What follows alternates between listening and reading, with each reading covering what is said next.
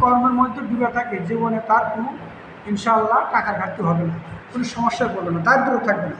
বাংলাদেশ সোনার বাংলাদেশ হবে। আসলে বাংলাদেশের যুবরা যদি বৈষম্যহীন করতো, যে দক্ষ যুবক গর্বের দেশ, বৈষম্যহীন বাংলাদেশ, এই যুবরাই এই দেশটা সুন্দর একটা ফুলের বাগান তৈরি করতে পারে। বুঝছেন, যে ফুলের বাগানে বসে থেকে শুধু আনন্দই করবে, কিন্তু এটা কী দেওয়া হবে? পরিশ্রমের মাধ্যমে নিজে পড়তে হবে, জ্বলতে হবে, বুঝছেন, কষ্ট করতে হবে, কষ্টের মাধ্যম দিয়ে সুখের একটা দিক নির্দেশনা করবেন আপনি, বুঝছেন। এই জন্য মানুষের মধ্যে দুটো জিনিস থাকতে হবে। একটা হলো মানে সফল হতে হলে পরে তার পরিকল্পনা থাকতে হবে। এক নম্বর পরিকল্পনা, দুই নম্বর হলো তার রেকর্ড কিপিং। হ্যাঁ, রেকর্ড কিপিং থাকতে হবে, যেটা দ্বারা লিপিবদ্ধ করা। আমি প্রতিদিনে কত টাকা আয় করি, কত টাকা ব্যয় করি, আয়ের সাথে ব্যয়ের হিসাব মিলিয়ে যদি কাজ করি, তাহলে বছরে আমি বড় ঝুঁকিতে যাব না।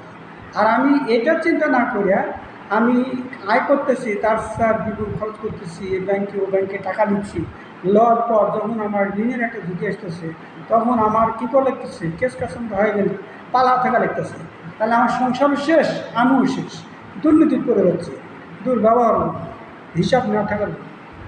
এই সফল হতে হলে পরে আপনি নিয়মিত যদি হিসাব পাতি করে চলেন, তাহলে দেখবেন যে আপনার একটা চিন্তা থাকবে, আমার সংসারে ঘাটতি পড়লে আমার কী করা যায়, আমার প্ল্যানটা কী, আমি কী করব, সেটা আমি রাইট প্ল্যানে কাজ করবো না অন্য প্ল্যানে কাজ করবো। তখন দেখবেন যে আপনি সঠিক একটা প্ল্যান আপনার ভিতরে এসে গেছে। এই জন্যে আপনি দক্ষ যুবক একটা যুবক কোটা আছে, কোটার মাধ্যমে যুবক যদি আত্মকর্মী বলে ব্যক্তি কোনো কার্য হতে পারে না। সফল যুবক যখন হবেন, উদ্যোক্তা যখন হবেন, সরকার আপনাকে সহযোগিতা দেবে। যে সহযোগিতায় আপনি নিষ্পায় দাঁড়াবেন, এখানে সফলতার দ্বারে পৌঁছান নেওয়ার জন্য আমাদের অনেকগুলো কর্মসংস্থান আছে। যেমন হাঁস মুরগি পেলে আমরা লাভবান হতে পারি, গরু পালন হতে পারি, যেহেতু মায়ের পেটে জলপাতি মাছ মারতে লক্ষ্য গাছ, মাছের আবাদ করেও আমরা বড় হতে পারি। অথবা বৃক্ষরোপণ করলাম, সেই বৃক্ষর ফল বিক্রি করে সেখান থেকে পেলাম, সেখান থেকে অক্সিজেন পেলাম, জ্বালানি পেলাম, আমাদের দেশের আবহাওয়া পরিবর্তন হলো, নিজের সুন্দর পরিবর্তন হলো। এভাবে আমরা ইনকাম করে তুলতে পারি। এখানে আমরা গরু খামার করতে পারি। আমরা যদি গরু কিনে 3 মাস পালতে পারি, 3 মাস যদি ঠিক মতন মেধা খাটায় প্রশিক্ষণের মাধ্যমে যদি প্রযুক্তির দিয়ে আমরা গরু পালন করি, প্রযুক্তির মাধ্যমে দেয়, সেক্ষেত্রে সফলতা অর্জন করতে পারি।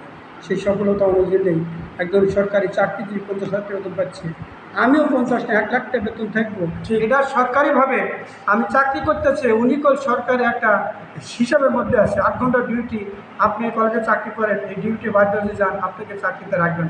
কিন্তু আমি যে কর্মসংস্থান করতেছি, কর্মের মাধ্যম দিয়ে আমি কর্মও করবো, অন্য অন্য সময় যদি একদিন যদি আমি সময় কাজে নাও লাগাই, সেক্ষেত্রেও করে আমার এখানে কেউ বাদ দিতে পারবে না, তাহলে আমার স্বচ্ছ ইনকাম। তাহলে এই জন্য যুব না বলতেছে চাকরি দিব না, চাকরি দিব। আপনার জন্য হাজার হাজার বেকার দূর হবে। কী করে বেকার হবে, দূর হবে? দেখেন যে আপনি একটা মৎস্য খামার করছেন, একটা গরু খামার করছেন, এই গরুটা যখন পালিছেন, ওই গরুটা যখন বড় খামার হয়ে গেছে, ওখানে দুটো লোক নিয়োগ দিবেন। ওই দুটো লোক নিয়োগ দিবেন, ওই দুটো লোক খাটবে, ওই লোকের আয় ব্যয় হিসাব রেখে দেখবেন বছরে আপনার 15-20 গরুতে আপনি 3 লাখ 4 লাখ টাকা এরকম আয় আসতেছে। এবার আমরা মাছ চাষ করতেছেন, আপনি একটা পুকুর আছে, ধরুন 3টা পুকুর হবে, ওখানে জাল টানতেছেন, জাল আলাদা যেতে হলো। এখানে মনে করেন যে আপনি যে পণ্যগুলো নিচ্ছেন, খাবারের পণ্য বাজার আলাদা থেকে পেলো, সেক্ষেত্রে দোকানদারে একটা আয় হলো। সেইখান থেকে আবার যখন আপনি ওই পুকুরে জাল টান দিচ্ছেন, জাল আলাদা যে বেড়েরা উনি টাকা পেলো, তারা কর্মসংস্থান হলো। ওই মাছটা যখন আস্তে আস্তে বড় হয়ে গেল, মাছটা বাজারে বিক্রি করলেন, আড়তদার টাকা বললো, আড়তদারের টিম আবার কি আরেকজনের কাজ চলে গেল, সেই পাইকারি নিয়ে গেল, পাইকারি চলে গেল। তাহলে আপনি দেখেন একটা বিষয় হয়ে গেছে, আপনি একজন পরিচালক হয়ে গেছেন, আপনার দ্বারা কতদূর কী হচ্ছে। কিন্তু আপনার সঠিক দক্ষতা অর্জন করতে হবে, সঠিক প্রশিক্ষণ নিতে হবে। কোনো ভুলভাল প্রশিক্ষণ দেওয়া আপনি কখনো বড় হওয়া সম্ভব না। আর আপনি ছোট থেকে বড় হতে হবে, বড় পরিকল্পনা, আপনি স্বপ্ন দেখবেন, বড় কাজ করবেন, ছোট থেকে শুরু করে বড় আকারে চলে যাবেন। তাহলে আপনি একা স্বপ্ন দেখলে সেটা স্বপ্ন, সবাই মিলে স্বপ্ন দেখে বাস্তবে চিরন্তনা। আর বাস্তবে চিরন্তনা ঢুকাতে গেলে, বাস্তবে চিরন্তন হতে লাগলে আপনার স্বপ্নের সাথে লড়তে হবে, কাজ করতে হবে এবং জেগে থাকতে হবে। একটা প্রশিক্ষণ মানে কি, ঘুমন্ত মানুষকে জাগ্রতন করা, আপনি নিজেকে নিজে তৈরি করা। আপনার আরেকটা কথাও লিখি, আপনি যদি একটা বাংলাদেশের সুন্দর মানে জনগণ এবং নাগরিক হিসাবে যদি চিহ্নিত করতে চান, তাহলে আপনার হতে হবে কি একজন মানে স্বচ্ছ যুবক। কোনো অন্যায় করে না। সফলতা অর্জন করতে হলে পারে তাহলে আপনি বৈষম্যহীন করা যাবে না, বৈষম্যহীন দক্ষ যুব করবে বৈষম্যহীন বাংলাদেশ। বৈষম্যহীন সরকার আইন যা আছে আইনের বিধানে আমরা চলি, আর আইনের বিধানটা চললে আমরা যে ঋণটা লোক সময় সেই ঋণটা তাকে যদি দেই এবং সরকারি যদি সেই ঋণটা আমরা প্রসাদ দিই, আমার আর একটা জনগণ সেগুলো সুবিধা পেল, সেক্ষেত্রে আমার মনটা বাড়বে, এনে আমি আত্মকর্মী হতে পারি। যে আত্মকর্মী দ্বারা এখানে শত শত যুব আমার দেখা দেখি সফল যুব হিসাবে সে গড়ে উঠতে পারে।